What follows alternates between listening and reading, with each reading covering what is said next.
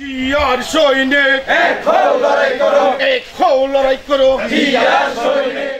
15 আগস্টকে কেন্দ্র করে যে কোনো অস্থিতিশীল পরিস্থিতি মোকাবেলায় মধ্যরাতে রাত জেগে এলাকা পাহারা দিচ্ছেন চট্টগ্রাম মহানগর বিএনপির সাবেক সহশ্রম বিষয়ক সম্পাদক মোহাম্মদ আবু মুসা।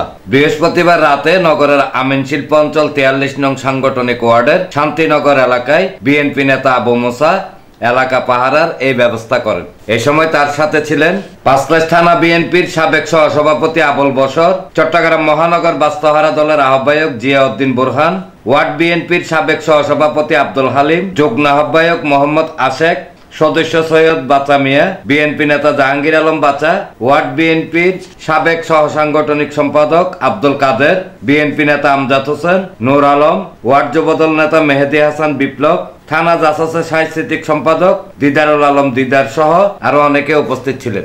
15 আগস্টকে সামনে রেখে দেশে যে কোনো নাশকতা হতে পারে।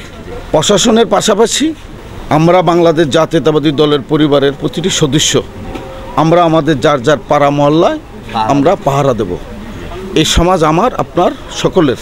এই সমাজ এবং এই এলাকায় এই দেশে কোনো উশৃঙ্খল হতে কাউকে আমরা দেব না। আপনারা কতক্ষণ থাকবেন? আমরা সারা রাত থাকবো এভাবে পাহারা দেব।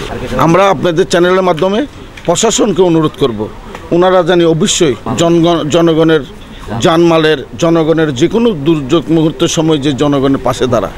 এনামুল হক লিটন, প্রগতি 24 টিভি।